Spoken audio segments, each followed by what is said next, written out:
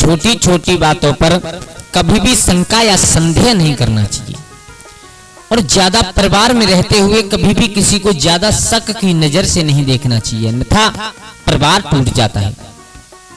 तो ये कहानी है एक कबूतर और कबूतरी की।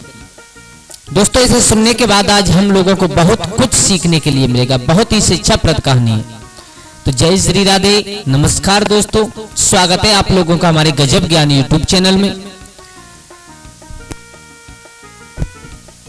आप लोगों से एक निवेदन है, कृपया अगर नए मेहमान आप दर्शक बंधु हो तो कृपया हमारे चैनल को सब्सक्राइब कर लें, और हो सके तो परिवार दोस्तों के साथ में शेयर जरूर करें, क्योंकि दोस्तों आज इस कहानी से हम और आप लोगों को बहुत कुछ सीखने के लिए मिलेगा।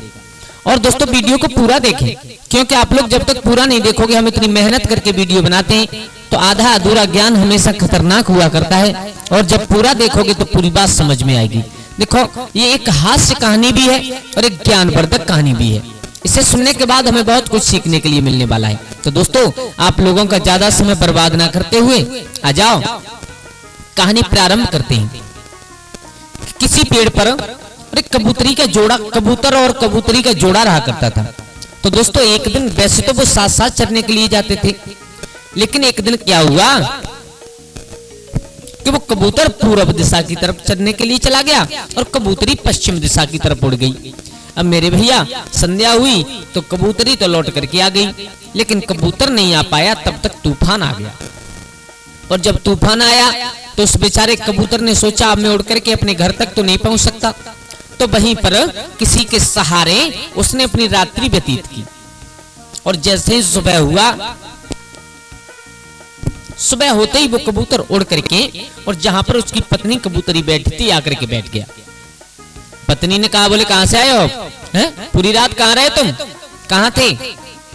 कबूतर बोला, तुम जानती नहीं हो, थोड़ी छोटी छोटी बातों पर कभी भी शक नहीं करना चाहिए। अरे रात तूफान इतना तेज आया कि मैं फंस गया, तो मैंने किसी पेड़ का सहारा लेकर के, किसी जगह का सहारा लेकर के अपने प्राण बचाए। कबूतरी ने कहा, बिल्कुल नहीं, चरने के लिए तुम गए थे, चरने के लिए ही हम गए थे, लेकिन हम टाइम से आगे तुम नहीं आ पाए। आज मैं एक दिन तुमसे क्या अलग हो गई और तुम पूरी रात घर पर ही नहीं आए। मेरे भैया कबूतर कहने लगा, देखो तुम नहीं जानती हो, छोटी छोटी बातों पर कभी शक नहीं करनी चाहिए। जैसे तुम आज शक कर रही हो ना, ऐसे ही एक बार एक औरत ने अपने पति पर, इंसान पर शक की थी। मैं तुम्हें वो कहानी बताता हूँ कि देखो, किसी गांव में एक मदन लाल नाम का आदमी रहा करता था। मदन लाल बेचारा पढ़ा लिखा था नहीं, और किसान टाइप का आदमी था। मेरे भैया, ये बहुत पुरानी बात है, और इतनी पुरानी बात है कि जब तक गांव में, और ये शीशा होते हैं ना, दर्पण जिसमें चेहरा देखा जाता है, वो चीज नहीं आ पाई थी। तो एक दिन मदन लाल और शहर में और कहीं पर मेला लगा था, तो वो मेला देखने के लिए गया। मदन लाल पूरे मेला में बहुत सुंदर सुंदर चीजें देख रहा है, तो उसकी नजर पड़ गई कि एक दुकानदार और शीशा बेच रहा है, जिसमें चेहरा देखा जाता है, दर्पण कहते हैं जिसे। मेरे भैया, मदन लाल ने उठा करके अपने चेहरे के सामने किया, बोले वाह, ये तो बहुत अच्छी बात है। एकदम मदन लाल को अपना चेहरा शीशा में दिखा, तो मदन लाल ने कहा, राम राम भाई साहब। मदन लाल ने जैसे मुंह चलाया, तैसे ही उस शीशा में जो मदन लाल की छवि थी, उन्होंने भी मुंह चलाया। अरे मदन लाल ने कहा, अरे ये तो बोलते भी हैं, तुम तो बातें भी करती हो। अच्छा भैया, दुकानदार से कहा, ये भैया भाई साहब कितने रुपए के दिए? उस शीशा से कह रहे मदन लाल। अब उन्हें क्या मालूम, बेचारे को उन्होंने कभी देखा तो था नहीं। बोले 5 रुपए के। मेरे भैया, 5 रुपए का शीशा खरीद करके झोला में रख करके मदन लाल अपने घर आ गए। अब घर आकर के, और जो बैठक रूम था बाहर मदन लाल का स्पेशल, उसमें आकर के अलमारी में रख दिया, और मदन लाल उसके सामने आकर के बोले, भाई साहब और ठीक है, अब हम और आप साथ साथ रहेंगे। मदन लाल सिर हिला हिला करके बात कर रहे हैं उस शीशा के सामने। तो मदन लाल की परछाई भी, मदन लाल की छवि भी, और उस शीशा में अपना सर हिलाएगी।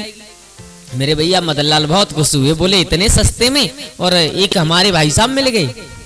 मेरे भैया संध्या हुई, मदन लाल ने खाना खाया, खाने के बाद तुरंत उसी कमरा में आ गए और उस शीशा के सामने बैठ करके बातें कर रहे हैं। मदन लाल तो ये समझ रहे हैं कि ये भी हमसे बातें कर रहे हैं। मेरे भैया अब तो घंटों के हिसाब से मदन लाल उनसे लगे रहते। एक दिन हुआ, 2 दिन हुए, 4 दिन हुए, 6 दिन हुए, और मदन लाल ने ये बात स्पेशल कह रखी थी कि मेरे कमरा में कोई नहीं जाएगा। मेरे भैया अब 4-6 दिन हुए, मदन लाल काम वाम सब भूल गए, खाना खाएं और उसके बाद आकर के भाई साहब से बातें करें, क्योंकि मदन लाल को अपनी छवि दिखाई दे रही है उसमें। अब एक दिन पत्नी को शक हुआ। उसने कहा ये इस कमरा से बाहर क्यों नहीं निकलते, चक्कर क्या है। मेरे भैया मदन लाल किसी तरह से बाहर चले गए घूमने के लिए खेत पर, और तब तक पत्नी घुस गई उस कमरा में। पत्नी ने शीशा दूर से देखा, बोले ये क्या रखा है। जब पास जाकर के पत्नी ने जैसे ही शीशा की तरफ अपना चेहरा किया तो पत्नी का चेहरा उसमें दिखाई दिया। एकदम पत्नी समझ गई, बोले इसीलिए ये इसमें रहते हैं, एक औरत बिठा रखी है इस घर में। अरे जब पत्नी ने चेहरा देखा तो पत्नी की छवि उस शीशा में आ गई। अब पत्नी ने विचार किया कि ये इसीलिए इस कमरा में ज्यादा समय बिताते हैं कि एक मेरी सौत को ला करके बिठा दिया है। मेरे भैया अब तो मदन लाल की पत्नी आग बबूला हो गई।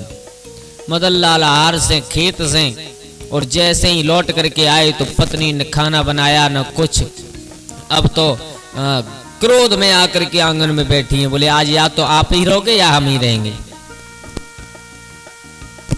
एकदम मदन लाल की मां को मालूम पड़ा, मदन लाल की मां को मालूम पड़ा और बाप को मालूम पड़ा।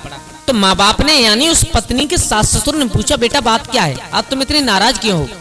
तो उसने कहा, पत्नी ने, बोले मुझसे मत पूछो, अपने बेटा से ही पूछो, और बेटा से भी मत पूछो, तुम जाकर के खुद उस कमरा में देखो।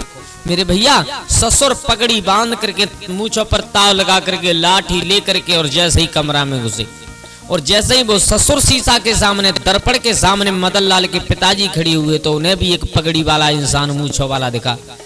उन्होंने कहा भाई साहब राम राम।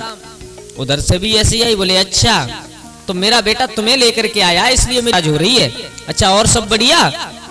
इतना कह करके और मदन लाल के पिताजी भी बाहर आ गए। अब जैसे ही बाहर आए तो अपने बेटा की बहू से कहा, बेटा इसमें कौन सी बड़ी बात है? लेकर के आया है तो अच्छी बात है ना, क्या लेकर के आया है ऐसा कुछ ज्यादा है। एकदम बहू घिसे आ गई और घिसे आ करके बोली अच्छा तो इसका मतलब ये है कि तुमने मंगवाया है? अब सास यानी मदन लाल की माँ चुपचाप ससुर और बहू की बात सुन रही है, बोले क्या आ गया, मेरी तो कुछ समझ में नहीं आया। अब मदन लाल की माँ ने विचार किया मैं देखूं।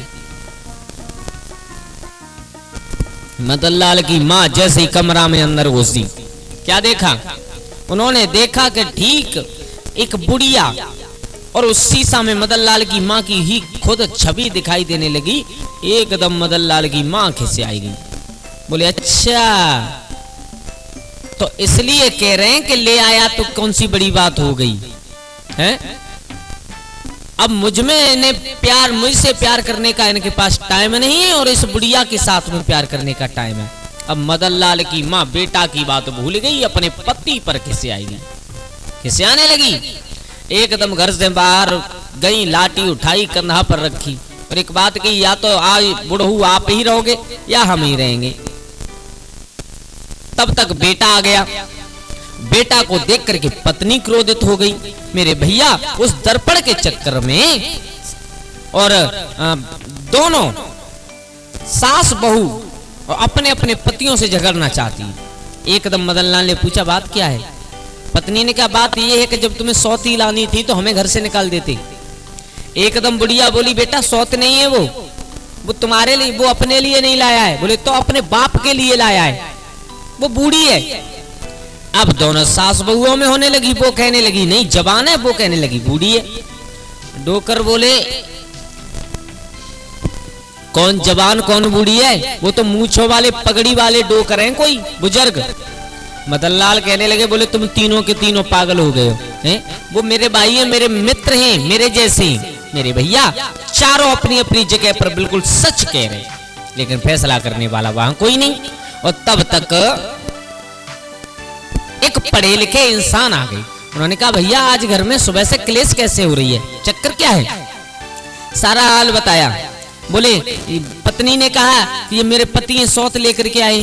बुढ़ऊ ने कहा नहीं किसी बुजुर्ग डोकर को लेकर के आया है। सास कहने लगी नहीं किसी बुढ़िया को लेकर के आया। मदन लाल कहने लगा भैया मैं किसी को नहीं लगाया, लेकर के आया वो मेरे मित्र हैं, मेरे जैसे ही हैं। अब जब कमरा में पढ़े लिखे इंसान को ले जाया गया, उन्होंने पूछा कहाँ है? बोले तुम्हें नहीं दिख रहे, वो अलमारी में रखे।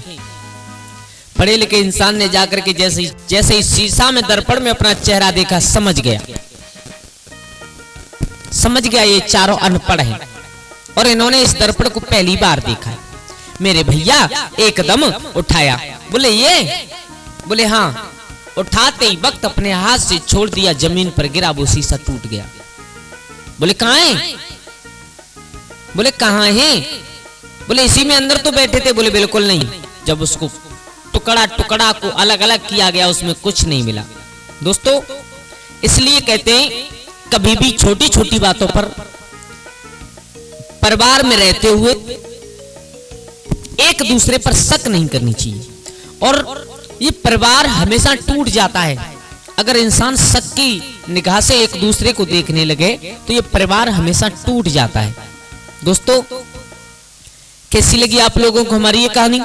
अगर अच्छी लगी हो तो प्लीज हमारे चैनल गजब ज्ञान यूट्यूब चैनल को सब्सक्राइब करें, और हो सके तो अपने परिवार और दोस्तों के साथ में शेयर जरूर करें।